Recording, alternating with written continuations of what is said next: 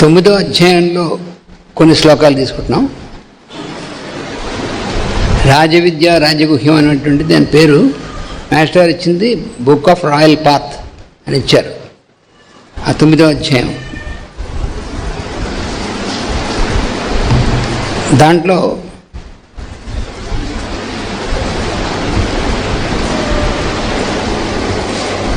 Doing is lively 3వ శ్లోకం ఇచ్చారు. అశ్రద్ధానా పురుష ధర్మస్యాస్య పరంతప అప్రాప్య మాం నివర్తంతే మృత్యు సంసారవర్త్మని. దాని మాస్టర్ గారు doing is lively, done is death అంటే అర్థం మనం ఎప్పుడు కూడా we have to be in the present always. ఇంతకుముందు చేసేసింది అయిపోయింది. డన్ అంటే అయిపోయింది అన్నమాట. దాన్ని నువ్వు ఇప్పుడు ఏమీ చేయలేవు. అందుకని అయిపోయిన దాని గురించి ఆలోచిస్తూ కూర్చున్నప్పుడు ఏమవుతుంది, ఇప్పుడు చేయాల్సింది కాస్త వెళ్ళిపోతుంది. అది కూడా డన్ వెళ్ళిపోతుంది వెనక్కి. అప్పుడు మనం డన్స్ అవుతాం. అంటే ఎప్పుడు వర్తమాన కాలంలో ఉండడం మనకు తెలియదు అనమాట. అందుకని ఈయన ఏమన్నారు, done doing is lively always. మనం బతికి ఉన్నామంటే అర్థం ఊరికనే ఫర్ ఆల్ ప్రాక్టికల్ పర్పస్ కాదు. వర్తమాన కాలంలో ఎంత కాలం ఉన్నామో అదే నిజంగా బతికి ఉండడం. మిగతా మన శరీరం మామూలుగా అటు ఇటు తిరుగుతున్నా మనం బతికున్నట్టు లెక్క కాదు అన్నారు. అమ్మ బాబాయ్ ఇదేమిటండి, అంతే పాస్ట్ వెళ్ళిపోయింది. మా చిన్నప్పుడు ఎంత ఇదిగా ఉండేవాడు, చిన్నప్పుడు అయిపోయింది. ఇప్పుడు దాని గురించి ఎందుకు? నేను అబ్బా ఆ చిన్నప్పుడు ఫోటో చూసి ఎంత అందంగా ఉండేవాడిని, ఇప్పుడు ఇలా ఉండలేవు కదా. ఇప్పుడు కోతి మొహం వచ్చేసింది ఆల్రెడీ. మనకి మన వయసును బట్టి మారిపోతుంది. ఇప్పుడు ఉందని ఇప్పుడు ప్రజెంట్లో ఉండాలి. అంతేగాని చిన్నప్పుడు ఎప్పుడో చేశాను, చిన్నప్పుడు బియ్యపస్తా ఫుల్గా మోసాను, ఇప్పుడు కుదరదు. అలాగా వయసును బట్టి మారిపోతుంది.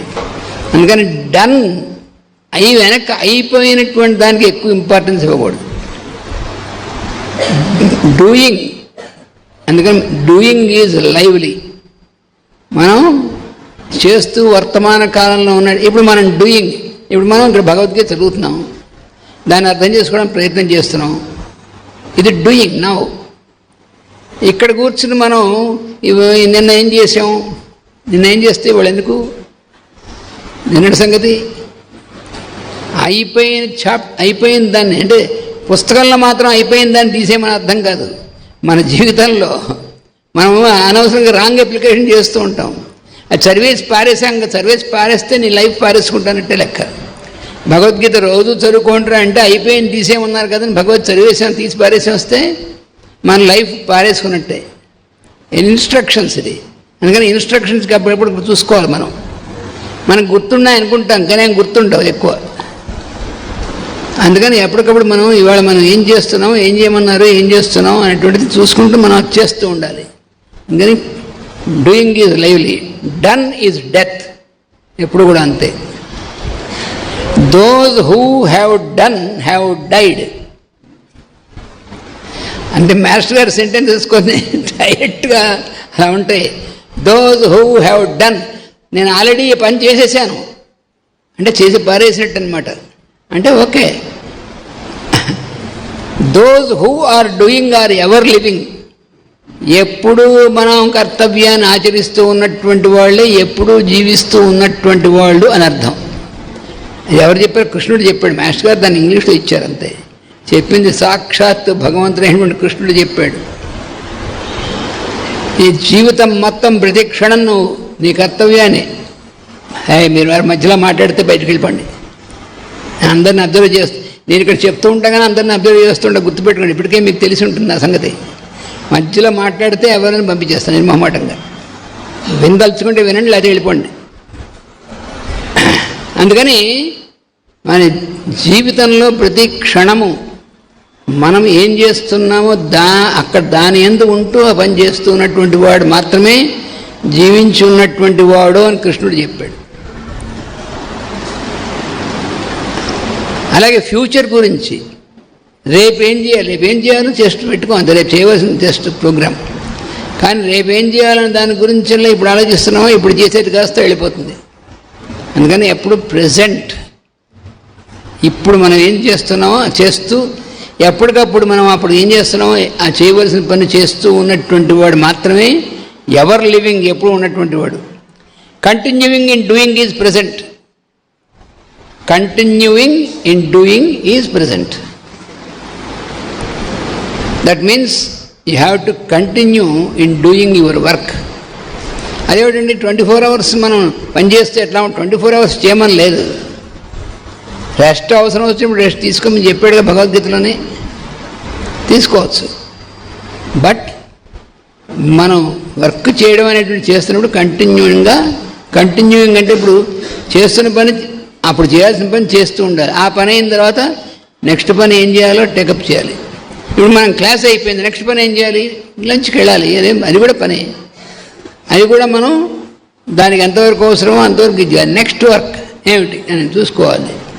ఇలాగ మనం ఎవ్రీ స్టెప్ డైలీ మనం చేసేటువంటి పని మనకి, మన వల్ల ఇంకోళ్ళకి కూడా ఉపయోగపడితేనే మనం సరిగ్గా పనిచేస్తున్నట్టు లెక్క. మనకి మాత్రమే అనుకున్నట్టు ఉపయోగపడి పక్క ఉన్నటువంటి వాడికి ఇబ్బంది కలిగిస్తే అది కూడా తప్పు. ఈ మొత్తం అంతా కలిపి మనం వర్క్ చేయడం అనేటువంటిది. అందుకని continuing in doing is present. It is pursuing అంటే అదే అర్థం. మనం ఏం చేయాలనేటువంటి తెలుసుకుంటూ చేస్తూ వెళ్ళడం అనేటువంటిది that is called pursuing. One who pursues వాడు లివింగ్ పర్సన్ అన్నమాట. దోస్ హూ స్టాప్ పర్స్యూయింగ్ వాళ్ళు ఏమవుతారంటే return to the cycles of becoming. మళ్ళీ వెనక్కి వెళ్ళిపోయి అలా దాంట్లో కొట్టుకుంటూ ఉంటారు. Becoming is dying and they die who do not pursue.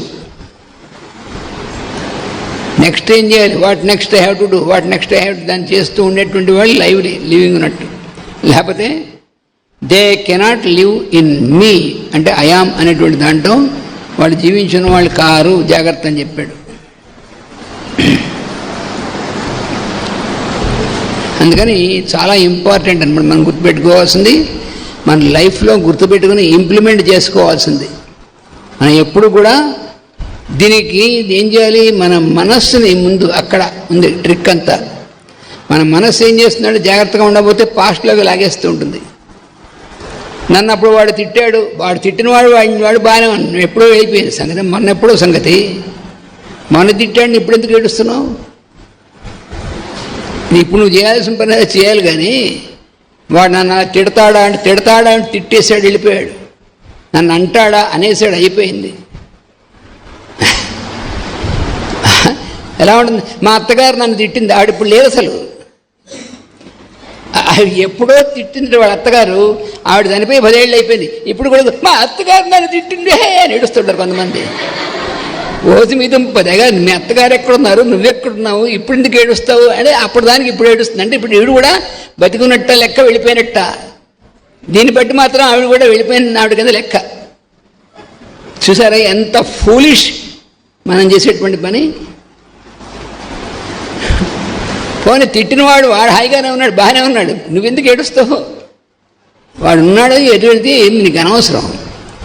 నీకు రెక్టిఫై చేసుకోవాల్సి ఉంటే చేసుకో, లేకపోతే లీవ్ ఇట్. నీలో డిఫెక్ట్ ఉంటే రెక్టిఫై చేసుకోవాలి. మనం డిఫెక్ట్ ఏం లేదు చూసుకో ఒకసారి. వాడు తిట్టాడు, వాడికి సంబంధించింది, దానికి అనవసరం, నీ పని నువ్వు చేసుకో. అన్ని కామన్ సెన్స్ అనమాట అది. అప్పుడు నువ్వు ఏమీ ఇబ్బంది ఉండదు. నీ మైండ్ ఒళ్ళు దగ్గర పెట్టుకోవాలి. మన మనస్సు అనమాట లాగుతూ ఉంటుంది, అంటే పక్కకి అక్కలేని వైపు లాగుతుంది మనస్సు. చాలా జాగ్రత్తగా ఉండాలి. ఇంద్రియాలు మనస్సు విషయాల్లో మాత్రం ఏమాత్రం ఏమరపాటు ఉండకూడదు, చాలా జాగ్రత్తగా ఉండాలి. దాన్ని మనం చెప్పినట్టు అవి వినాలి, కానీ అవి చెప్పినట్టు మనం అస్సలు వినకూడదు. మనం ఎప్పుడు బుద్ధి నుంచి ఆ పైకి ఉండేటువంటి దాంతో లింకప్ అయి ఉండాలి. మనం పొద్దున కూడా చెప్పుకున్నాం కదా, ఇవన్నీ మనం కలిసి అప్లై చేసుకోవాలి. అప్పుడు మనం ఎవర్ ప్రెజెంట్. అప్పుడు అటువంటి వాడు లైఫ్ నిజంగా ఎంజాయ్మెంట్ అంటే అర్థం. అంతేగాని ఏమిటి ఎంజాయ్ నా బొందా, వాడు ఏసీ హోటల్కి అక్కడ కూర్చుని వాడిదో ఐస్ క్రీమో వాడేదో ఏం చేయవాడు ఎప్పుడుదో ఇస్తాడు తింటూ ఎంజాయ్. అదే ఎంజాయ్మెంట్ అంటే. నీ ఫ్రెష్నెస్, నీ మైండ్ ఈజ్, ఇవి ఎంజాయ్మెంట్ అంటే. ఎనీ మూమెంట్ నీ మైండ్ టెన్షన్ లేకుండా ఈజీలో ఉందా, కరెక్ట్, అది ఎంజాయ్మెంట్ అంటే. అది ఎప్పుడు దేని గురించో ఎందుకు టెన్షన్. ఆఫీస్ పని గురించి భోజనం చేసేప్పుడు నువ్వేం చేయగలవు? అక్కడ నువ్వు భోజనం చేస్తే ఆఫీసు గురించి ఆలోచించడం కంటే వాడు జబ్బు నిజంగా రోగం అదే, మన హోమియోపతి అని తెలుస్తుంది. పోనీ ఆఫీస్కి వెళ్ళినప్పుడు ఆఫీస్ పని చేయాలా, అప్పుడు ఇంటి దగ్గర ఏమవుతుందో ఆలోచిస్తా అంటే వాడు తలకిందులు కాడనమాట. దానికి కొన్ని మెడిసిన్స్లో ఉన్నాయి. ఇది ఆ మెడిసిన్స్ ఇప్పుడు చెప్పాను నేను, అందుకని అనవసరంగా వాటి గురించి ఆలోచిస్తారు తర్వాత. అలా తలకిందులు వాళ్ళు ఉంటారు. ఆఫీసులో కూర్చున్నప్పుడు ఇంటి గురించి ఆలోచిస్తాడు. ఇంట్లో హాయిగా భోజనం పెడితే తిని ఆస్వాదిస్తున్నటువంటి వాడు అక్కడ ఏమైంది, అక్కడ ఇదేమైంది అని ఆలోచిస్తాడు. వాడికి అందుకని వాడికి ఎప్పుడు మతిమరుపు ఉంటుంది. వాడు ఏది చేసి మర్చిపోతూ ఉంటాడు, చేద్దాం గురించి చేయలేడు. ఎందుకంటే వాడు ఎప్పుడు వాడు దాంట్లో మనస్సు, మైండ్ చాలా మనం జాగ్రత్తగా ఉండవలసింది. అక్కడ హోమియోపతిలో కేస్ టేకింగ్ చెప్తున్నారు కూడా, అందులో కూడా వీడి మనస్సులో వచ్చేటువంటివన్నీ వాడు తెలుస్తూ ఉంటున్నాయి. వాడు చెప్పిన దాన్ని బట్టి తెలుస్తుంది, అవన్నీ నోట్ చేసుకోవాలి చెప్పిన దాన్ని. అవి most important. What is most important is mind and senses. Never allow your senses and mind to control you. That is what Bhagavad Gita says. Patanjali Yoga Sutras also they say this.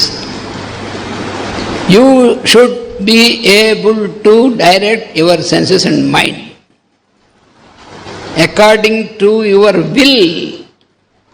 బుద్ధి చెప్పినట్టుగా బుద్ధిగా మనసు ఇంద్రియాలు వింటూ ఉండేట్టుగా వాడికి ట్రైనప్ చేయాలి. బలవంతాన్ని చేసావో ఎదురు తిరుగుతాయి. మనసుతో డీల్ చేయడానికి చాలా ఇది ఉంది. బలవంతాన్ని నొక్కిపెట్టి చేసావా, నువ్వు నొక్కిపెట్టేసేపు అలా ఉంటే నువ్వు వెళ్ళంగానే మామూలు వెళ్తాయి. అందుకని బలవంతాన్ని కాదు, వాడికి అలవాటు చేయాలి. ఈజీ. మనం హాయిగా టెన్షన్ లేకుండా ఉండడం కూడా ఉండొచ్చు అని ఈ రోజుల్లో చాలామంది తెలియదు. ఇలా కూడా ఉండొచ్చు టెన్షన్ లేకుండా, అది అసలే సహజమే అది. ఎందుకంటే టెన్షన్తో ఉండడం అలవాటు అయిపోయి టెన్షన్ లేకుండా అలా ఎలా ఉండగలం అనిపిస్తుంది అనమాట మనకి.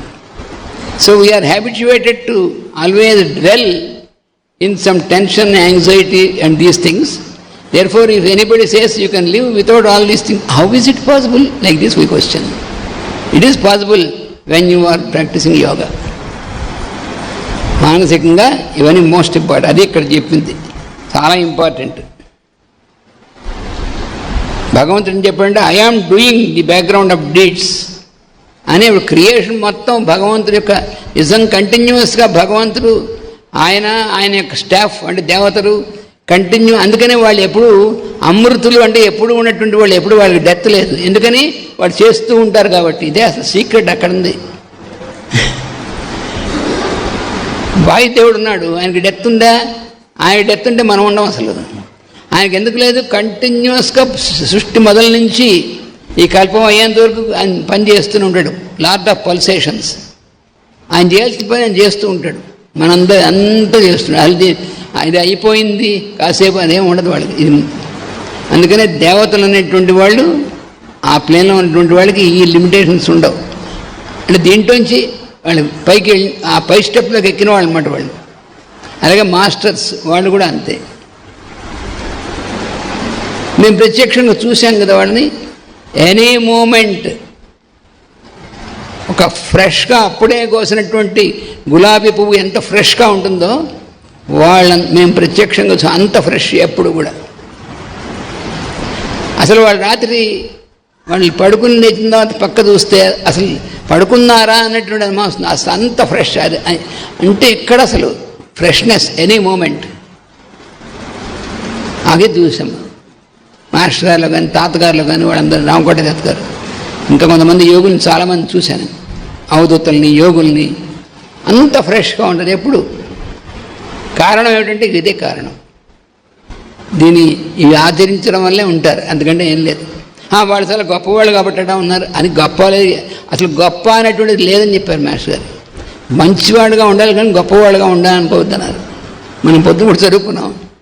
Don't try to be a great, try to do good things.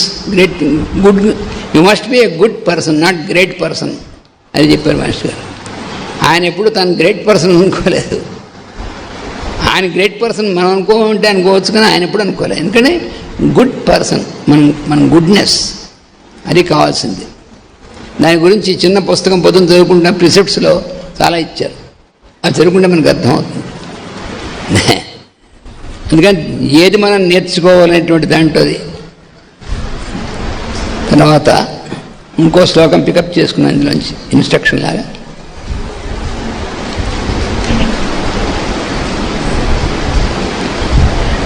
అదేమిటంటే ఆ శ్లోకం,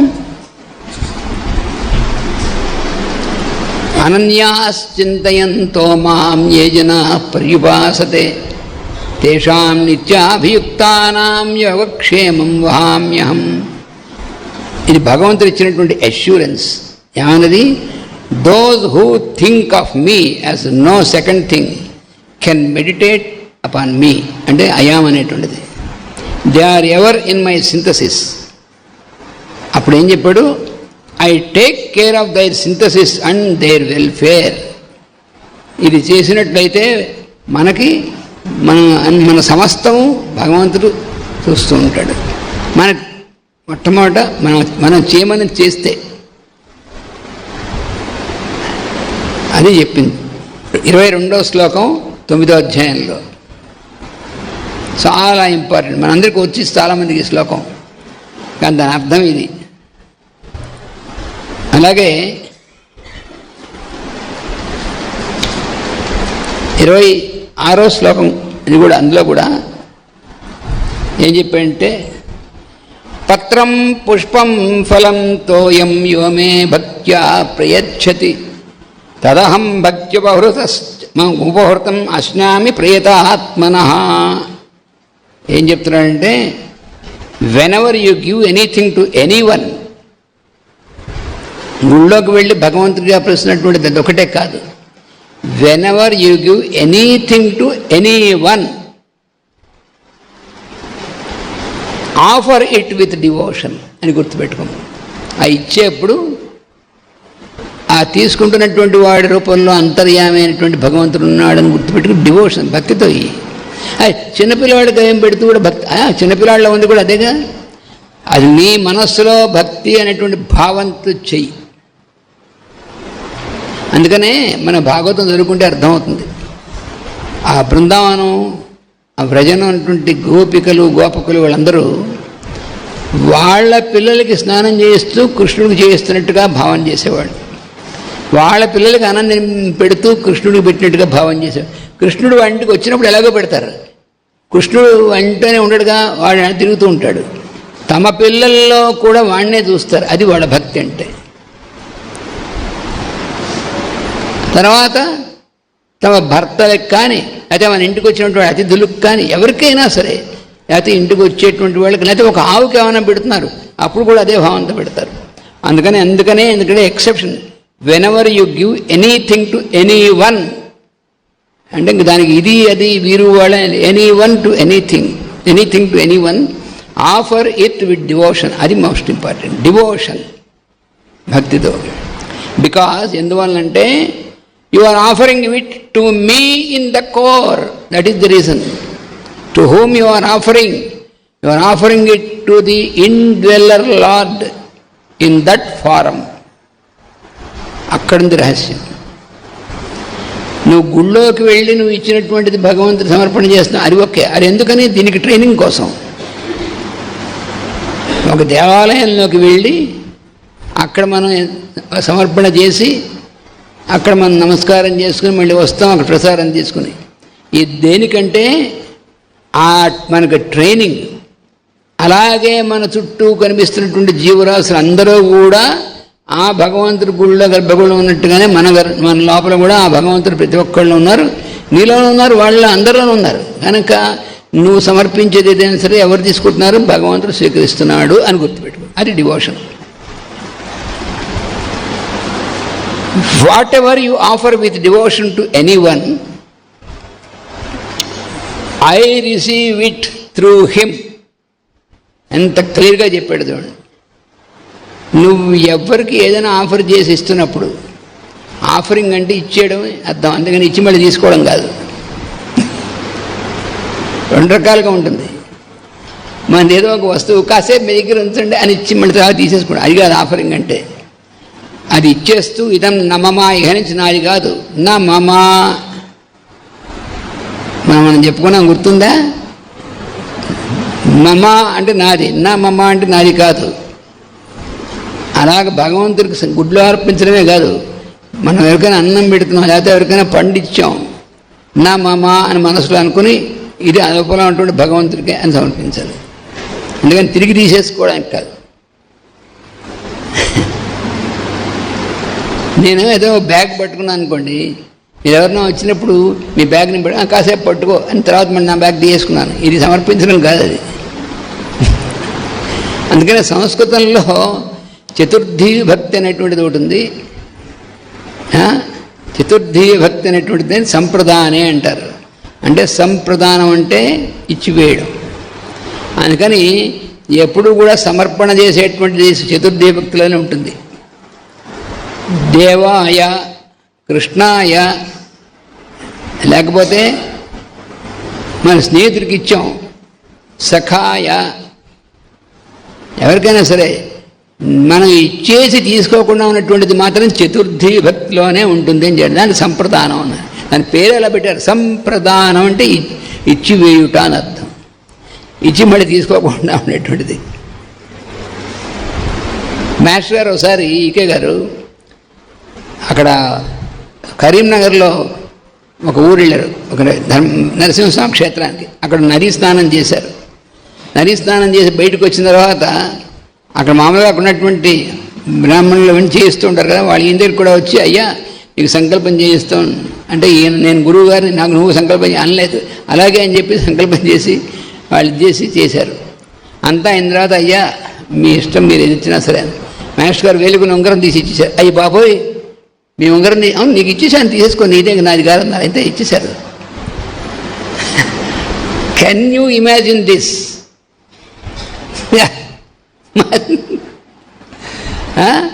Master has, when once he went somewhere in a holy place, he has taken it deep in the holy river. Coming out from the river, one priest came to him. I will do sankalpa and all these things for you. Okay, he said. After all, and that priest said, something you can offer. Master has taken his ring from the finger and given to him. She was shocked, that priest. Sir, it is your golden ring. Yes, I know it is golden ring. It is for you. Take it away. Finish. అదేనమాట. అంటే నాది కాదు అనేటువంటిది, ఈ నాది కాదు అనేటువంటి భావం పూర్తిగా మనకి నిండి ఉండాలి. అప్పుడు మన ఎవరికి, అందుకని నేను చెప్తున్నాడు, అది I receive it through him. Let it be పత్రం, పుష్పం, ఫలం, తోయం. పత్రం అంటే ఒక ఆకు, ఒక మారేడు దళమో తులసి దళమో చేతిలో పెట్టావు, నీకు ఇంకా అంతకంటే నీ దగ్గర లేదు, పెట్టు, పర్వాలేదు, ఇచ్చేయి. పుష్పం, ఒక మంచి పువ్వు ఉంది, ఇచ్చి నమస్కారం చేసుకో. తోయం, లేకపోతే ఒక గ్లాస్ మంచినీళ్ళు తాగడానికి. పత్రం, పుష్పం, ఫలం, తోయం, ఏదైనా సరే. యో మే భక్త్యా ప్రయచ్చతి, నీ మనసులో భక్తి అనేటువంటి భావంతో ఇచ్చావా, వాళ్ళలోంచి నేనే తీసుకుంటాను, మీకేం భయం లేదన్నాడు. అది భగవంతుడు చెప్పింది. మనకి ఏంటది? అంతకంటే డైరెక్ట్ భగవంతుడే చెప్తున్నాడు అక్కడ.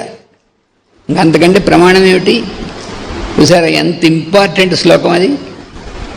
అందుకని మనం నేర్చుకోవాల్సిన దాంట్లో చాలా ఇంపార్టెంట్. తర్వాత ఇంకోటి కూడా చెప్పాడు వెంటనే, ఏమనంటే యత్ కరోషి యదశ్నాసి యజ్జుహోసి దదాసి యత్ తపస్యసి కౌంతేయ తత్కురుష్వ మదర్పణం. 27 శ్లోకాలు చెప్పాడు. ఏం చెప్పాడు చూడండి. వాట్ ఎవర్ యూ డూ యత్ కరోషి, నువ్వేం చేస్తున్నా సరే. యత్ అశ్నాసి, అశ్న అంటే తినడం, తింటూ ఉండడం. What ever you do, you eat you offer to the sacred fire, you offer in charity. నువ్వు ఏ పని చేస్తున్నా ఆఫరింగ్, స్పిరిట్ ఆఫ్ ఆఫరింగ్, ఇది అందరికీ పనికి రావాలి, ఇది అందరికీ హితం కలగాలని చెయ్యి. అలాగే నువ్వు ఆహారం నీకు తీసుకుంటున్నా కూడా నేను తీసుకుంటున్నటువంటి ఈ ఆహారం లోపల ఉన్నటువంటి అగ్ని రూపంలో ఉన్నటువంటి భగవంతుడు చెందుగాక, అక్కడి నుంచి ఎవరికైనా సరే చెందుగాక అనేటువంటిది ఆ స్పిరిట్ తీసుకోవాలి. You do any effort by way of penance, you offer it to me, then do it. నువ్వు ధ్యానం, తపస్సు నువ్వేం చేసినా సరే భగవంతుడికి. అందుకనే మనం అంతా అయిన తర్వాత పూజ కానీ వ్రతం కానీ ఇవన్నీ అయిన తర్వాత చివరికి ఏం చేస్తాం? ఏతత్ ఫలం సర్వం భగవదర్పణమస్తు, కృష్ణార్పణమస్తు, లేకపోతే భగవదర్పణమస్తు. అయ్యో ఇంత కష్టపడి ఏమని చేసి మళ్ళీ దీని ఫలం అంతా ఇచ్చేయమంటున్నారు ఏమిటండి? ఓ అలా ఇస్తేనే నీకు ఇది పూర్తిగా అయినట్లే. కానీ ఇది నాదే అనుకున్నావా ఇరుక్కుపోతావు. నువ్వు చేసింది మంచి పని అయినా నేను చేస్తున్నాను ఇది నాదే అనుకుంటే దాన్ని మొత్తం నీకు చుట్టుకుంటుంది. అలా ఏం లేదు. మంచి పని అయినప్పటికి కూడా భగవదర్పణం చేయాలి. అది మన దగ్గర ఉంచుకోకూడదు. అప్పుడు మనకి ఎవ్రీథింగ్, మనం అన్నీ ఉంటాయి మనకప్పుడు. కాకపోతే అన్నీ ఉంటాయా? అయితే చేస్తాం, అయితే రావు. అన్నీ ఉంటాయని మీరు గ్యారంటీ ఇచ్చారు కదా, అయితే చేస్తామంటే ఏముండదు. అన్నీ ఏం ఎక్స్పెక్ట్ చేయకుండా చేయగలగాలి, అప్పుడు మనకి అవన్నీ ఉండేది. అది దీంట్లో ఈ చాప్టర్లో ముఖ్యమైనటువంటివి 4 శ్లోకాలు పికప్ చేసుకున్నాం. ఆ తర్వాత 12వ అధ్యాయంలోకి వెళ్ళాం. ఇది మనకి చాలా విషయాలు చెప్పారు ఇందులో 12వ అధ్యాయంలో. దీన్ని ఏమన్నారు? భక్తి యోగ అన్నారు. ఓ భక్తి అండి, ఓ ఇది మనకు తెలిసిందే. ఏమిటో తెలుస్తుంది ఇప్పుడు భక్తి అంటే ఏమిటో.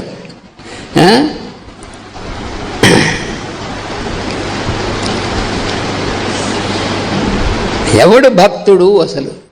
ఏమిటంటే నేను రోజు దేవాలయానికి వెళ్ళి వస్తాను, అక్కడ కాస్త అందులో ఒక పండు ఏదో ఇస్తాను, లేకపోతే ఒక రూపాయో అందులో కాయిన్ ఏదో వేస్తాను, ఇదంతా భక్తే.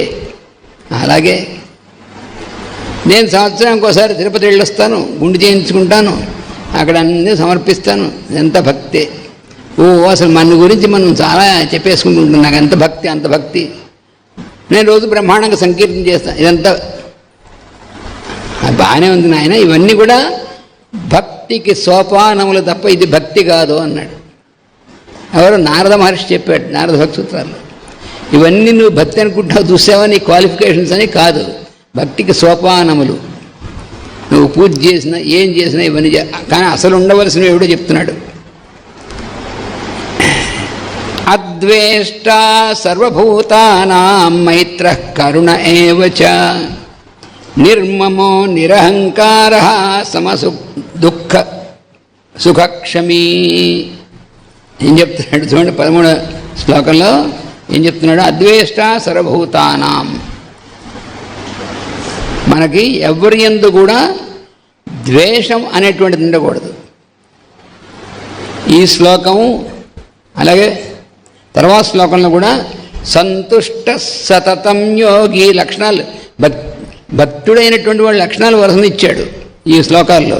సంతుష్ట సతతం యోగి యథాత్మా దృఢ నిశ్చయ మయ్యర్పిత మనోబుద్ధిర్ యో మే భక్త సమే ప్రియ.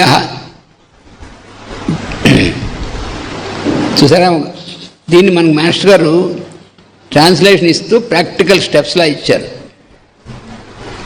ఏమిటంటే న్యూట్రలైజ్ హేట్రెడ్, అద్వేష్ట సర్వభూతానాం, neutralise hatred and practise to be a friend of all beings. Neutralise hatred, ఎవరి యందు ద్వేషం అనేటువంటిది మనస్సులో 1% కూడా ఉండకూడదు. There should be no hatred in your mind towards anybody at all. No hatred, erase it from your mind, 0. అద్వేష్ట సర్వభూతానాం and practise to be a friend మైత్రః కరుణ ఏవ చ. Practise to be a friend of all beings. కొంతమంది ఉంటారు చుట్టుపక్కల వాళ్ళు అసలు ఎవరన్నా పడదు, ఒక కుక్కని పెట్టుకోండి, ఈ కుక్కతో మాత్రం బాగా ఫ్రెండ్షిప్. అంటే కుక్కలో కూడా భగవంతుని చూడాలి. అది ఇంకో చోట చెప్పాడు, విద్యా వినయ సంపన్నే బ్రాహ్మణే గవిహస్తిని శునిచైవ స్వపాకే చ పండితా సమదర్శన అని ఇంకో చాప్టర్లో చెప్పాడు. సమదర్శనం ఉండాలి, కుక్కలో కూడా భగవంతుడు అంటూ ఉన్నాడు, అది పర్వాలేదు. కానీ ఈ కుక్క మాత్రమే నా ఫ్రెండు, మిగిలినటువంటి అందరూ పనికిరాని వాడి చుట్టూ ఉన్నవాళ్ళు ఇంక వాడి అంటే వాడి జీవితం కుక్క పాలే, కుక్క జీవితం తప్ప. అంటే ఎలా ఉండాలి వాడి ఇదంతాను, కుక్క అయినా సరే పిల్లైనా సరే అనే చెప్పాడు ఆ ముందు శ్లోకంలో, నేను ఎప్పుడు చెప్పిన శ్లోకంలో. అందుకని practice to be a friend of all beings. కరుణ ఏవచ, ప్రాక్టీస్ సింపతి అండ్ లవ్. ఎవరికి? To everybody, not for yourself. Sympathy ఎవరి యందు? ఎదుటి వాళ్ళ యందు ఎవరు వచ్చినా సరే, అంతేగాని నీకు నీ అంతటి సింపతి కాదు. సెల్ఫ్ పిటీ అవిగా కావాల్సింది, సెల్ఫ్ సింపతి నీకు కాదు. నువ్వు ఎదుటి వాళ్ళ రూపంలో వచ్చిన వాళ్ళ యందు చూపించాల్సింది అది సింపతి, లవ్, ఇవన్నీ కూడా చూపించాలి. మూడోది ఇక్కడ అద్వేష్ట సర్వభూతానాం మైత్రత నిర్మమ. నిర్మమ, మమ అంటే నాది, నిర్మమ అంటే నాది అనేటువంటి భావన లేకపోవడం. దీన్ని ఏమన్నారు? Neutralise possessive instinct. Neutralise possessive instinct. ఇది నాది అనేటువంటి భావన ఏమంటారు? పొజెసివ్ ఇన్స్టింక్ట్ అంటారు. ఇప్పుడు రోజు ఇదేదో రాయడానికి వాటికి ఇచ్చారనుకోండి, ఇది బాగుంది రోజు ఇచ్చారు, లాస్ట్ రోజు వెళ్ళేప్పుడు ఇది నాదైతే బాగున్నా, ఇది మీరు తీసుకోండి అంటే బాగుండు, అది మాయరోగం అనమాట. Possessive instinct. వస్తువులు కానీ వ్యక్తులు కానీ ఎవరి మీదైనా సరే పొజెసివ్ ఇన్స్టింక్ట్.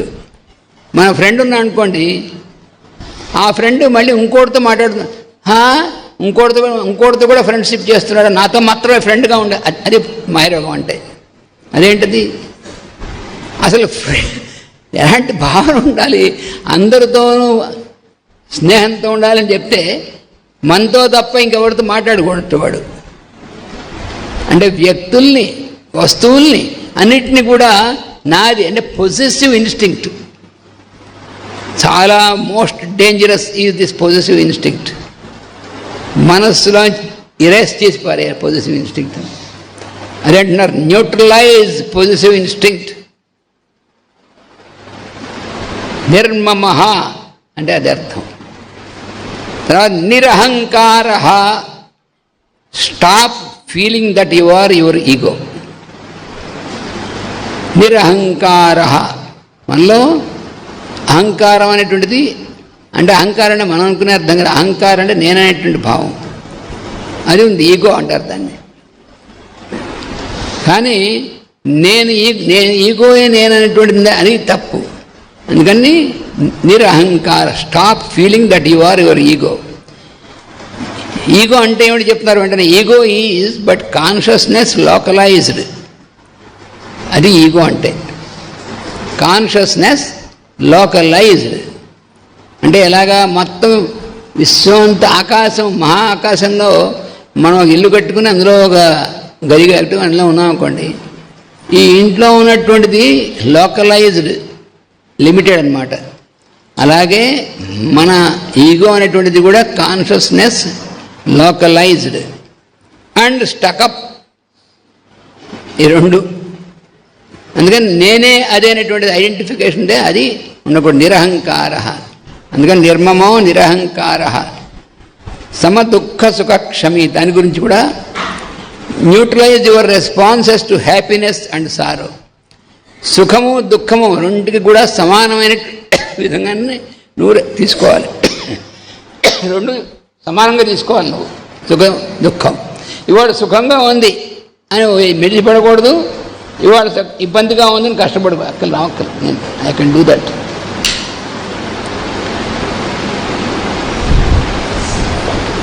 అందుకని Neutralize your response to happiness and sorrow. You have to accept. When something is happy, accept it.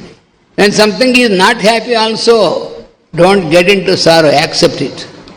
మనం అనుకున్నట్టుగా అవ్వలేదు, ఏడవకూడదు. ఎవడనుకోమన్నాడు అసలు నిన్ను ముందు అనుకునేప్పుడే? అనుకున్నావు, అవ్వలేదు, ఏడవకు. అవ్వలేదు, ఎస్. వాడు ఇందులో ఇన్వెస్ట్ చేస్తే నీకు ఇన్ని వస్తాయని చెప్పాడు, ఏమి రాలేదు, వాడికి ఏడుస్తే అవును ఎందుకు అంటే అందుకని ఏదైనా సరే. తర్వాత క్షమి అంటే అర్థం క్షమించగలిగేటువంటి లక్షణం. ప్రాక్టీస్ ఫర్ గివింగ్, ఇది కూడా మోస్ట్ ఇంపార్టెంట్. అవతల వాడు తప్పు చేశాడు,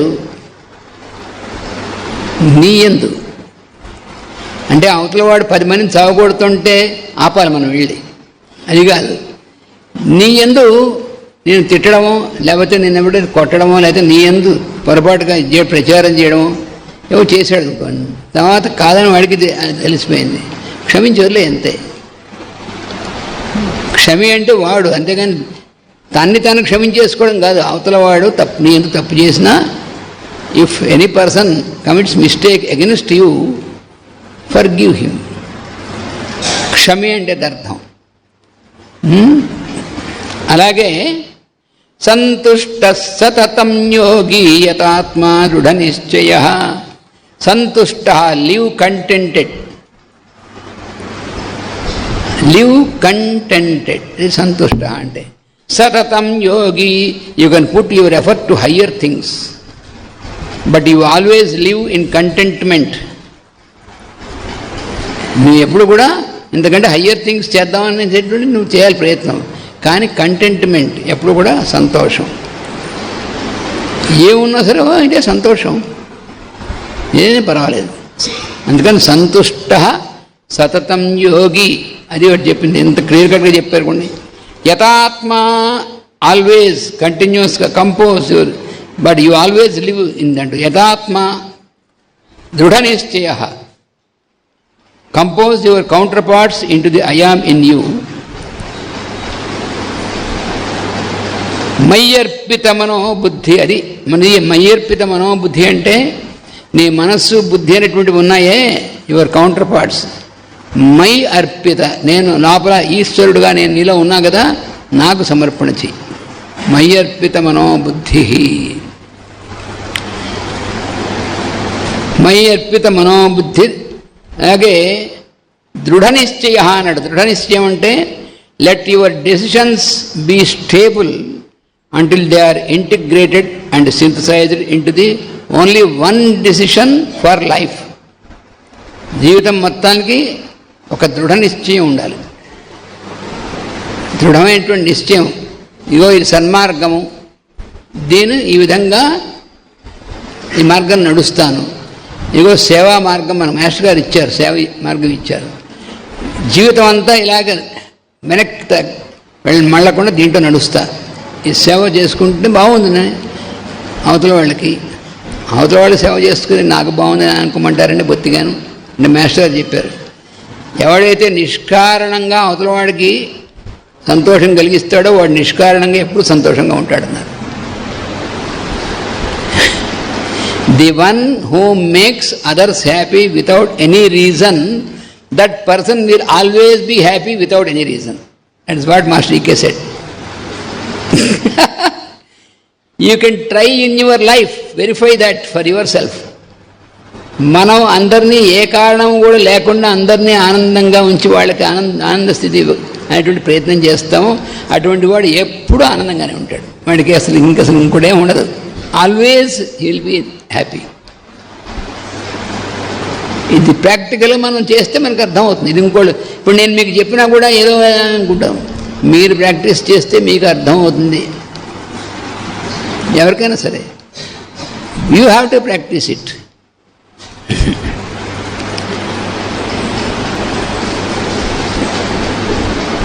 మై అర్పిత మనోబుద్ధి, offer your mind and will. మనః బుద్ధి, mind and will. Offer your mind and will to my presence, మై అర్పిత. మై ప్రజెన్స్, అప్పుడు నువ్వు భక్తుడు అని అర్థం. అంతేగాని ఊహో పొడిదండాలు పెట్టినా సరే, తలకిందుగా తపస్సు చేసినా సరే, భక్తుడు అంటే ఈ లక్షణాలు ఉన్నాయో చూసుకో, అప్పుడు నువ్వు భక్తుడు. ఈ లక్షణాలు లేకుండా భక్తుడు అని బోర్డు పెట్టుకున్నా, ఆడు మాస్టర్ చెప్తారు, నారద భక్తాలజీ ప్రొఫెసర్ వాడు, ప్రొఫెసర్ ఆఫ్ భక్తాలజీ. భక్తాలజీని ఒక డిపార్ట్మెంట్ పెట్టారట యూనివర్సిటీలో. వాడు ప్రొఫెసరు, అంత మాత్రం చేస్తే వాడు భక్తుడు నా వెళ్ళి ఈ లక్షణాలు వాడికి ఉంటే వాడు భక్తుడు, లేకపోతే కాదు. By following these injunctions you are my devotee and my beloved, సచమే ప్రియ అన్నాడు. ఏమిటంటే భగవంతుడికి కూడా ప్రియుడు అప్రియుడు ఉంటారా? ఉండరు. మనకి భగవంతుడు ప్రియుడు అంటే భగవంతుడు మన దగ్గరగా ఉంటాడు ఎప్పుడు, ఆయన ఎప్పుడు అక్కడే ఉంటాడు. కానీ మనం ఇవి లేకపోతే దూరంగా ఉంటాం ఆయనకి మనమే, అది అర్థం.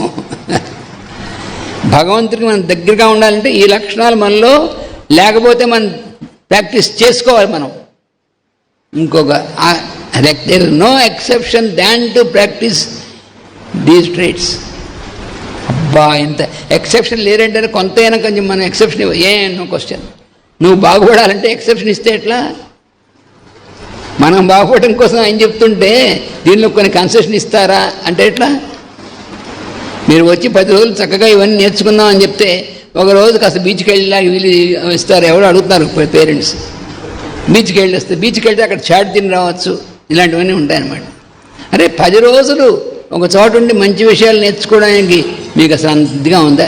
అబ్బో ఇన్ని పీరియడ్స్ పెట్టారు, పొద్దు నుంచి సాయంత్రం దాకా. మిమ్మల్ని రమ్మని ఎవరైనా బలవంతం చేశారా? మీరు కావాలనుకునే వచ్చారు, అవునా కదా? అందరికీ ముందే చెప్పాం ఎవరికి ఇష్టమైందో ఇలా ఉంటుంది, ఎవరికైతే ఇష్టమవుతుందో వాళ్ళు రండి అని. తీరా వచ్చిన తర్వాత ఇలా పెడితే ఎట్లాగండి అంటే అక్కడతో వెళ్ళిపోవచ్చు. ఇది మంచిది అనిపిస్తేనే మాస్టర్స్ అందరూ ఏం చెప్పారు, మాస్టర్ జ్వాల్కుల్ గారని ఆయన 24 వాల్యూమ్స్ బ్రహ్మ విద్య అనేటువంటిది డిక్టేట్ చేసి, అందులో ప్రతి పుస్తకంలో ఫస్ట్లో చిన్న ప్యాసేజ్ ఉంటుంది. ఈ పుస్తకంలో ఉన్నటువంటి విషయం మీకు నచ్చితే ఉంచుకోండి, లేకపోతే పుస్తకం విసిరావతలు పారాడని చెప్పాడు. మాస్టర్ గారు జ్వాల్కుల్ గారు ఇచ్చారు, ఏం ఒక్కర్లేదు, మీరు అనుకోక్కర్లేదు, మీరు నాకు ఏం చేయక్కర్లేదు, ఇందులో ఉన్నటువంటిది ప్రాక్టికల్, మీ లైఫ్కి మంచిది అనుకున్నారా ఉపయోగించుకోండి, ఇదంతా ట్రాష్ అనుకున్నారా పారేయండి అవుతుందని చెప్పాడు. ఇది కూడా అంతే, ఏం మొహమాటం లేదు. ఇక్కడ ఉన్నటువంటిది 10 రోజులు నేర్చుకునేటువంటిది మీకు ఉపయోగకరం అనుకుంటే ఉండండి, అంతేకాని 10 రోజులు కాస్త అంటే 10 రోజులు కూడా వారం రోజులు కూడా ఒక చోట ఉండి నేర్చుకుందాం అనేటువంటి బుద్ధి లేకపోతే మనకి ఇంకెందుకు వెనక్కి వస్తాం మనం జీవితం అంతాను. ఇవన్నీ ఎంత ఇంపార్టెంట్ జీవితంలో నేర్చుకోవాల్సినటువంటిది. మనం అనుకుంటే భక్తి అంటే మనకేం తెలియదు, ఇప్పుడు తెలుస్తుంది భక్తి అంటే ఏమిటో. స్వయంగా చెప్పాడు భగవద్గీతలో, ఎప్పుడైనా మనం చదువుకుంటేగా. తర్వాత తండ్రి కూడా చెప్పాడు భక్తుడు అనేటువంటి వాడి లక్షణం ఎలా ఉంటుందని చెప్పాడు. యస్మాన్నోద్విజతే లోకో లోకాన్నోద్విజతే చయ హర్షామర్ష భయోద్వేగైర్ముక్తో యః సచమే ప్రియ. Do you know how a devotee of mind is known by his way of living. భక్తుడు వాడు యొక్క జీవితంలో చూస్తే ఈ లక్షణాలు ఉన్నట్టయితే వాడు భక్తుడు అంట. ఏమిటది? If you are not agitated by any one in this world, first thing, ఈ ప్రపంచంలో నువ్వు ఎవరి వలన కూడా ఉద్వేగం పొందకుండా, అంటే వాడు ఉద్వేగం ఉంటే నీకు అనవసరం, వాడి చుట్టుపక్కలటువంటి వాళ్ళ వల్ల నువ్వేం ఉద్వేగం కూడా పొందకుండా ఉండగలిగినట్లయితే నువ్వు భక్తుడు. నేను బాగానే ఉంటాను కానీ అవతలవాడు, అదే మాయరు, అవతలవాడి సంగతి నీకెందుకు, నీ సంగతి. పక్కవాడు ఊరికే, పక్కవాడు నీకెందుకు, పక్కవాడి సంగతి వాడు చూసుకోవాల్సింది, వాడి ప్రాక్టీస్. నువ్వు నీ సంగతి. అందుకని క్లియర్ కట్గా చెప్పు, if you are not agitated by any one in this world, that is the first thing. రెండో పార్ట్ ఏంటి? If any one is not agitated by your presence, ఇది కూడా ఉంది. If any one is not agitated by your presence, నీ వల్ల నీ చుట్టుపక్కలన్నటువంటి వాడికి ఎవరికి ఏ రకమైనటువంటి ఇబ్బంది, బాధ, వేగం కలగకుండా ఉండాలి. ఈ రెండు ఉన్నటువంటి వాడు then you are my devotee అన్నాడు. అప్పుడే నువ్వు నా భక్తుడివి. అది పిచ్చివేషాలేకి భక్తుడు బిక్తు అని నేను లాభం లేదు. నువ్వు భక్తుడు అవునా కాదంటే ఈ రెండు ఉండాల్సిందే, కంపల్సరీ. ప్రపంచంలో ఎక్కడికి వెళ్ళినా, ఏ ఎన్విరాన్మెంట్కి వెళ్ళినా, ఎక్కడికి వెళ్ళినా నువ్వు ఉద్వేగం చెందకుండా ఉన్నప్పుడు, ఎలాంటి కండిషన్స్లో కూడా నువ్వుగా నీ ప్రవర్తన ఉన్నప్పుడు, అంటే ఈ ముందు చెప్పినటువంటివన్నీ చూస్తూ, అలాగే నువ్వు ఎక్కడికి వెళ్ళినా నీ వల్ల ఎవరికి కూడా ఉద్వేగం కలగకుండా ఉన్నప్పుడు అప్పుడు నువ్వు నాకు భక్తుడు అంటే ఒప్పుకుంటానన్నాడు భగవంతుడు. Always know my devotee by this test అన్నాడు. అంత ఖచ్చితంగా చెప్పాడు భగవంతుడు. అందుకని మనం ప్రతి వాళ్ళం మనం భక్తులు అనుకోకూడదు. మనలో ఈ లక్షణాలు ఉన్నాయో చూసుకోవాలి. ఉంటే భక్తుడే కాదు, అది వేరే చెప్పక్కర్లే. It goes without saying. తర్వాత 17వ శ్లోకం ఒకటి చెప్పాడు. 17వ శ్లోకంలో ఏం చెప్పాడంటే, యో న హృష్యతి న ద్వేష్టి న శోచతి న కాంక్షతి శుభాశుభ పరిత్యాగి భక్తిమాన్యస్స మే ప్రియ అన్నాడు. అంటే ఏమిటది? Nothing is favourable or unfavourable to him. భక్తుడైనటువంటి వాడికి nothing is favourable or unfavourable. వాడికి అని చెప్పినటువంటిది. వాడికి ఎప్పుడు కూడా నా హృష్యతి నా ద్వేష్టి, ఇది నాకు దేని గురించి అయినా సరే ద్వేషించడు, ఇది ప్రత్యేకంగా. అందుకని వాడికి ఫేవరబుల్ అన్ఫేవరబుల్ అనేటువంటి అన్నీ సమానమే. ఎందుకంటే అంతా భగవంతుడి స్వరూపమే. No unfavourable, no unfavourable for him. Nothing is auspicious or inauspicious. Hence he has no reason for hatred friendship with anyone. వీటి వల్ల ఎవరితోనూ ఫ్రెండ్షిప్ కానీ హేట్రెడ్ కానీ, వీటితో స్నేహం కానీ అదే వాడిని ద్వేషించడం కానీ ఈ రెండూ ఉండవు. No reason to complain or request. Complaining అనేటువంటి దేని గురించి ఉండదు. అది భక్తుడు అంటే. అలా ఉన్నావా నువ్వు భక్తుడివే అని చెప్పాడు. ఇది మనం 100 సార్లు చదువుకుంటూ మనలో మెల్లిగా అలా ట్రై చేసుకోవాలి, ప్రాక్టీస్ చేయడానికి. అంతేగాని మన భక్తులు అని మన గురించి మనం అనకూడదు. అలాగే నెక్స్ట్ శ్లోకం కూడా 18. సమశత్రౌ చ మిత్రే చ తథా మానాపమానయో శీతోష్ణ సుఖ దుఃఖేషు సమస్సంగ వివర్జిత. హిజ్ బిహేవియర్, హిజ్ అంటే భక్తులని ఎవరు అనుకుంటున్నారో వాడి బిహేవియర్, వాడి ప్రవర్తన బయట అక్కడ. His behaviour is equal with those who are known as enemies and friends. వీడి మనస్సులో వీడు మనకు స్నేహితుడు, వీడి శత్రువు అని ఎవరు అనుకుంటున్నాడో వాడి ఇద్దరి యందు కూడా వీడి ప్రవర్తన సమంగా ఒకేలా ఉండాలి. వీడికి శత్రువు లేదు, ప్రత్యేకంగా స్నేహితులు, అందరూ ఒకటే, అందరూ భగవత్ స్వరూపులు అంతే. ఈ రెండింటి యందు సమానంగా ఉన్నటువంటి వాడు ఫస్ట్ థింగ్. To him. ఇంకా రెండోది ఏమిటి? Honour and insult. ఈ రెండు కూడా ఆనర్ అండ్ ఇన్సల్ట్. మానాపమానయో. అంటే ఆనర్ మనం గౌరవించడం, మనం అవమానించడం. ఇంకోళ్ళు వచ్చి మనం గౌరవించినా వీడు ప్రత్యేకంగా అబ్బా నన్ను వీళ్ళు ఇంత గౌరవించారు ఏమనుకోడు. వాళ్ళలో కూడా భగవంతుని చూస్తారు, భగవత్సం. ఇంకోళ్ళు నేను అవమానించారు, అది భగవంతుడికి లక్షణే. రెండు ఈక్వల్ వాడికి. భక్తుడైనటువంటి వాడికి అది ఉండదు, ఇది ఉండదు. వాడు మామూలుగానే ఉంటాడు. వీళ్ళు నన్ను సన్మానం చేశారు కదా అని చెప్పి బ్రహ్మాండంగా వాడి దాని గురించి వాళ్ళు అక్కడ సన్మానం చేశారు ఉండయి, వాళ్ళకి సెలవు కప్పారు ఏం ఉండదు. వాడు మామూలుగానే ఉంటాడు. లేకపోతే ఇంకోటి అవమానం చేశారు, ఏడ్చేవాళ్ళు ఎవరైతే ఇలాంటి బోళ్ళనిసారి విన్నామన్నాడు, అది పర్వాలేదు, ఏం పర్వాలేదు. మీలో ఎవరన్నా ఇవన్నీ మేము వినేసమే, మీరు కొత్తగా చెప్పింది ఏం లేదు, ఏడిసినట్టుందన్నాను, ఓకే పర్వాలేదు. దానికి రియాక్ట్ అయ్యావా నువ్వు భక్తుడు కావన్నాడు, ఫినిష్. దానికి రియాక్ట్ అయ్యి వాడి మీకు కోపం వచ్చిందా నువ్వు భక్తుడు కావు. అలాగే శీతోష్ణ సుఖ దుఃఖేషు అది కూడా చెప్పాడు. He is above the pairs of opposites like happiness unhappiness, సుఖం దుఃఖం, వారంత్ అండ్ కోల్డ్, వీటికి పెయిర్స్ ఆఫ్ ఆపోజిట్స్ అంటారు. వాడు దాంట్లో అబోవ్, వాడికంటే వాటికి ఏమీ ఎఫెక్ట్ అవ్వడు. His attachment to them is lost. దీనికి అటాచ్మెంట్ లేదు, దానికి అటాచ్మెంట్ లేదు. అటాచ్ అయిపోకూడదు అంటే మనం ఏసీ వేసుకున్నాం తప్పని చెప్పట్లేదు, దానికి అటాచ్ అయిపోవడం. ఎందుకంటే ఏసీ లేకపోతే ఉండలేము అనుకుని అటాచ్ అయిపోయాడు అనమాట, ఫినిష్. దేనికైనా సరే అటాచ్ అయిపోయాడా వాళ్ళ లైఫ్ మిసరబుల్. లేకపోయినప్పటికీ ఎలా ఉన్నా ఒకటిగా ఉండగలిగినటువంటిది ఏమి ఇబ్బంది లేదు. నువ్వు అడవిలోకి వెళ్ళినప్పటికి కూడా ఏమి ఇబ్బంది లేదు, ఎక్కడికి వెళ్ళినా ఇబ్బంది లేదు. ఆ స్థితిలో ఉండాలి మనం. అలా ఉన్నటువంటి వాడు అని చెప్పాడు. చివరికి 19th నెక్స్ట్ శ్లోకం కూడా ఏం చెప్పాడంటే, తుల్య నిందా స్తుతిర్మౌని సంతుష్టో ఏన కేనచిత్ అనికేత స్థిరమతి భక్తిమాన్ మే ప్రియో నరః. లాస్ట్ అది కూడా చెప్పాడు. He is silent by response to praise and scandal.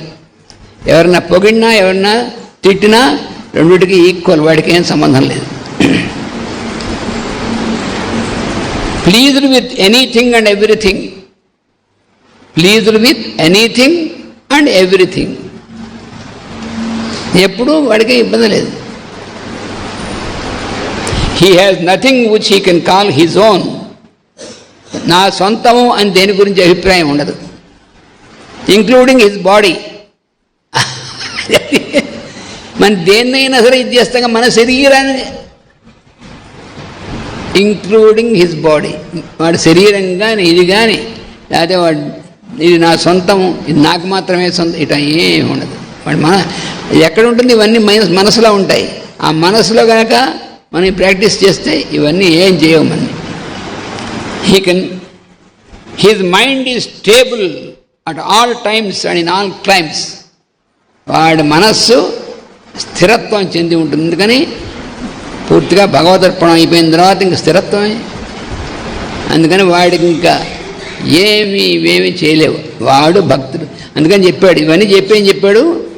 భక్తి యోగం అంటే 12వ అధ్యాయంలో భక్తుడంటే నేను ఇప్పుడు చెప్పినటువంటి లక్షణాలు ఉన్నవాడు మాత్రమే భక్తుడు. కానీ నన్ను గురించి నువ్వు భజన చేసినా, నన్ను గురించి ఇది చేసినా, నువ్వు భజన ఇక్కడ చేసేసి వెళ్ళిన తర్వాత ఇంకోటి ఇబ్బంది పెట్టినటువంటి వాడు భక్తుడు కావంతే. నీ ప్రవర్తన అనేటువంటిది చూసుకో, ఈ లక్షణాలు ఉన్నాయో లేవో, ఉంటే భక్తుడివి, కాకపోతే కాదు. అదేమిటయా నీకు నీ హుండీలో పోవడం డబ్బులు వేసేస్తాను అంటే మన డబ్బులు తక్కువైపోయాయి భగవంతుడికి. అసలు ఆ డబ్బులు నీకు ఎవడిచ్చాడు? మనం అసలు అనుకుంటాం, అబ్బా మనం దేవాలయంలోకి వెళ్ళి మనం డబ్బులు వేసాం, బంగారం వేసాం, లేకపోతే అదే వేసాం, ఇది వేసాం. అరే నీకు ఎవడరా ఇచ్చింది? ఇదంతా శరీరం ఇచ్చిందే భగవంతుడే దుంపదేగా. మన శరీరం, బుద్ధి ఇవన్నీ ఎవడిచ్చాడు? భగవంతుడు ఇచ్చాడు. నువ్వు సంపాదించుకున్నావా? దాన్ని ఉపయోగించి ఇవన్నీ చేసి ఇవన్నీ కూడా నా సొంతం అంటే నీకన్నా సొంతం ఉంది? అసలు నువ్వు గాలి పీల్చే గాలి నీ సొంతమా? నువ్వు తాగే నీరు నీ సొంతమా? అవన్నీ ఎక్కడి నుంచి వస్తున్నాయి? సూర్యుడి కిరణాల నుంచి ఇవన్నీ వస్తున్నాయి. నీ ప్రాణాన్ని నిలబెట్టేటువంటివి ఆహారం ఎక్కడి నుంచి వస్తుంది? ఇన్ని భగవంతుడు ఇస్తున్నాడా, లేకపోతే మన సొంతంగా మనం ఇవన్నీ చేసుకుంటున్నావా? ఇన్ని భగవంతుడు ఇస్తున్నాడు, అలాంటిది నా సొంతము అనేటువంటిది ఏమీ లేదు కదా. అందుకని భక్తుడంటే ఈ లక్షణాలు కలిగినటువంటి వాడు. అందుకని ఎక్కడ ఏం మొహమాటం ఉంది, భగవంతుడికి ఏం మొహమాటం ఉంటుంది? అందరిలోనూ ఉంటుంటుంది, వాడే అయినప్పుడు ఏం ఉండదు. అందుకని ఇది సంగతి. దీంతో ఇప్పుడు ఇవాళ మనకి అంటే మనకు గుర్తుపెట్టుకోవాల్సిందంటే, మనం చాలా రాంగ్ కాన్సెప్ట్స్ ఉంటాయి మన మనసులో.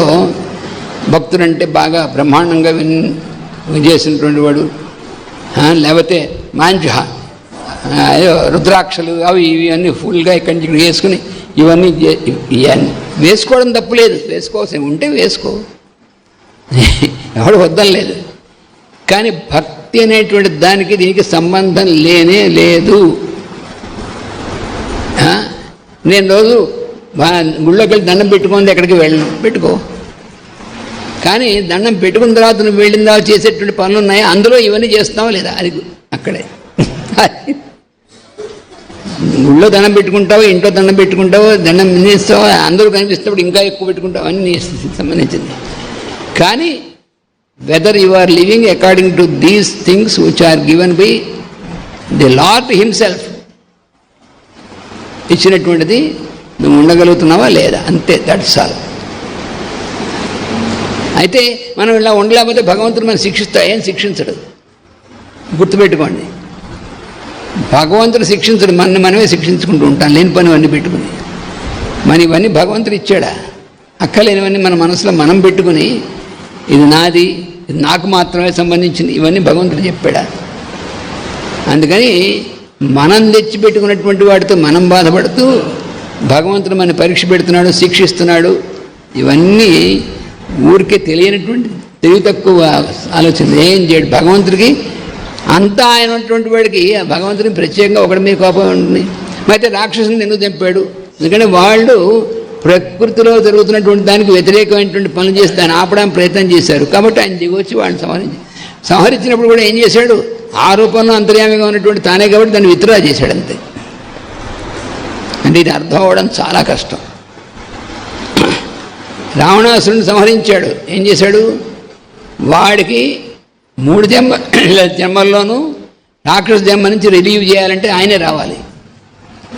వాడి శాపం వల్ల వచ్చారు వాళ్ళు. అందుకని ఆ 3 సార్లు తానే దిగొచ్చాడు వాళ్ళని రిలీవ్ చేయడానికి. చాలాసార్లు రావాల్సి వచ్చింది పాపం. వచ్చాడు, చేసి విత్డ్రా చేశాడు. అందుకనే ప్రతిసారి ఆయనలోకే ప్రవేశించిన వాళ్ళ వెలుగు. జాగ్రత్తగా చదువుకోవాలి, రామాయణం చదువుకున్నా, భాగవతం చదువుకున్నా. అందుకని భగవంతుడికి ప్రత్యేకంగా ఎవరి మీద కోపం అంటే మనం తప్పు చేసామంటే కోపం వస్తే కానీ భగవంతుడు ఎందుకు అవుతాడు? మనం తప్పు చేసినా తప్పుగా చేసినా భగవంతుడిని తిట్టినా ఆయనకేం కోపం లేదు. లాస్ట్లో చిన్న మాస్టర్ చెప్పిన చిన్న కథ చెప్పి మనం వెళ్దాం. వాడు మంచి భక్తుడు ఉన్నట్టండి. వాడి రోజుకు నియమం ఉందట. రోజు వాడు భోజనం చేసే ముందు ఎవరో ఒకరిని తీసుకొచ్చి వాడికి పెట్టి వాడు తిన్నాక వీడు చాలా మంచిదే, చాలా మంచి ప్రిన్సిపలే. కానీ వాడు ఏమనుకుంటున్నాడంటే, చూసారా నేను జీవితం అంతా ఇలా ఎవరినో తీసుకొచ్చి వాడికి పెట్టిన తర్వాత నేను తింటున్నాను, నేను భగవంతుడే భక్తుణ్ణి అని చెప్పి వాడు మార్కులు వేసేసుకుంటున్నాడు. సరే మంచిదే. ఒకరోజు ఏం చేశాడు? ఎవ్వరూ కనబడలే వాడికి. బయటికి వెళ్ళాడు, చూశాడు, ఎక్కడ ఎవరు ఒక్కడు కూడా కనబడలేదు. టైం అయిపోతుంది, అపరాహ్నం అయిపోతుంది, దాటిపోతాను, వీడికి లోపల మండిపోతాను, ఆకలి, ఎవరు కనబడలేదు. అమ్మ నాయనో ఎలాగ ఇవాడ నా ప్రిన్సిపల్ బ్రేక్ అయిపోతుందే అని బాధపడిపోతాడు. భగవంతుడు ఒకటి పంపించవచ్చు కదయ్యా అని. సరే ఇంతలోకి వాడు కనిపించాడు. కనిపించాడని వెళ్ళివాడు. వాడు అసలు ఎన్ని రోజుల నుంచి స్నానం చేశాడో తెలియదు. వాడి గడ్డలు ఇవన్నీ ఉన్నాయి, అసహ్యంగా ఉన్నాడు, బట్టలు అసహ్యంగా ఉన్నాయి, మాసిపోయి దగ్గరికి వెళ్తుంటే వాసన వస్తుంది. అబ్బబ్బా ఇలాంటి వాడిని ఇలాగా. సరే ఏదో ఒకటి ముందు ఆకలేస్తాను, నా ప్రిన్సిపల్ బ్రేక్ అవ్వకుండా వాడిని తీసుకెళ్ళేది కాస్త వాడు తినిపించాలి అని బాబు ఏం కావాలి నీకు అన్నాడు వాడు. నువ్వు మా ఇంటికి రావాలి. నేను మీ ఇంటికి రావడం ఎందుకయ్యా? నువ్వు కాస్త నీకు అన్నం పెడతాను, భోజనం చేయాలి. సరే నువ్వు రమ్మన్నావు కాబట్టి వస్తాను కావాలంటే అన్నాడు. వచ్చాడు. వచ్చాక నువ్వు స్నానం చేయాలన్నాడు. నాకేం తెలియదు అన్నాడు. కనీసం కాళ్ళు చెల్లు కడుక్కోవాలండి, నేనేం కనుక్కున్నాడు. బాయ్ ఇవి కూడా లేకపోతే నువ్వు రమ్మన్నా వచ్చాను వెళ్ళిపోమంటే వెళ్ళిపోతుంది. బాబు కూర్చో అన్నాడు. అన్నిటికీ సరిపెట్టుకున్నాడు వాడు ఆ రోజు నచ్చినట్టు. ఎందుకని తనకు ఆకలేస్తుంది, అది బాధ అంతా. అది భక్తుడు, ఎంత భక్తుడు చూడండి. తనకు ఆకలేస్తుంది, తను తినాలంటే ముందు వాడు పెట్టాలి కదా అది అనమాట. ఇంకా లాస్ట్ స్టెప్ వాడు వడ్డిచ్చాడు, అంతా చేసింది, వాడు కూర్చున్నట్టు తినబోతూ ఆగన్నాడు. మళ్ళీ ఏమైంది అన్నాడు. ఒకసారి భగవంతుని నామం చేసుకుని తిందామన్నాడు. నేను ఏం చేసుకుని నాకు భగవంతుని నమ్మకం లేదు. ఇంక వీడి కోపం వచ్చేసింది. అరే నీ దుంపదేగా భగవంతుని నమ్మకం కూడా లేదా నీకు, హో ఇక్కడి నుంచి అన్నాడు. వాడు లేచి వెళ్ళిపోయాడు అంతే. వాడికి ఏముంది, నువ్వు పిలిస్తే వచ్చాను, నువ్వు వెళ్ళిపోమని వెళ్ళిపోయాడు. ఇంకెవ్వడు రాలేదు. ఇంకా వీడికి నీరసం వచ్చేసి ఇలా శ్వాస వచ్చి పడ్డాడు. ఆ శ్వాస వచ్చి నిద్రలా వచ్చింది. దాంట్లో భగవంతుడు వీడి ఇష్టదేవం వాడు కనిపించాడు, శివుడు ఎవరో కనిపించాడు. ఏం స్వామి అలా చేసావు వాడు అన్నాడు. ఏమైందిరా నీకు, ఏమైంది వాడు అన్నాడు. అలాంటి విధానం పంపించావు ఓ సన్నాసి, వాడికి ఎంత వయస్సు ఉంటుందన్నావు, ఉండొచ్చు అన్నాడు. ఓ 50 సంవత్సరాలు. ఈ 50 సంవత్సరాలకి నువ్వు పెడుతున్నావురా రోజు గాడిదే అన్నం వాడికి అన్నాడు. ఎవరు పెడుతున్నారు? మరి నువ్వే పెడుతున్నావు స్వామి. మరి నాకేం అభ్యంతరం లేనటువంటిది, నన్ను లేదన్నవాడు తిట్టినవాడు వాడికి పెట్టా, నాకు అభ్యంతరం లేని నీకెవరో ఒక్క పూట అడ్డం పెట్టినా అడ్డగాడిదే నువ్వురా భక్తుడివి అని చెప్పి ఆవిడ చెప్పాడు. యథవేషాలేకు నేనే కావాలని పంపించాను. వాడు నువ్వు భక్తుడు అనుకుంటున్నావు కదా, అవునో కాదో నీకు చెప్పడానికి కోసం పంపించాను, వాడి రూపంలో వచ్చింది నేను కాదా అన్నాడు. ఏం చేస్తాడు, నోరు మూసుకున్నాడు వాడు. అది అందుకని మనం ఒళ్ళు తగ్గి పెట్టుకోవాలి. మన భక్తులం గిక్తులం మనం చాలా ఇది అని మన గురించి మనం అనుకుంటాం. చూసారా ఎవరిని చూసినా ఎట్లా చూసినా వాళ్ళలో ఉన్నటువంటిది అవునా అనేటువంటిది ప్రతి క్షణం ఒక క్షణం కూడా ఏమరపాటు లేకుండా ఉండగలిగితే భక్తులు అవును. అందుకని మనం భక్తుడు అనేటువంటిది మన గురించి మనం ఏ రకమైన ఇంప్రెషన్ లేకుండా ఉంటే చాలా మంచిది. అది వాసుదేవ.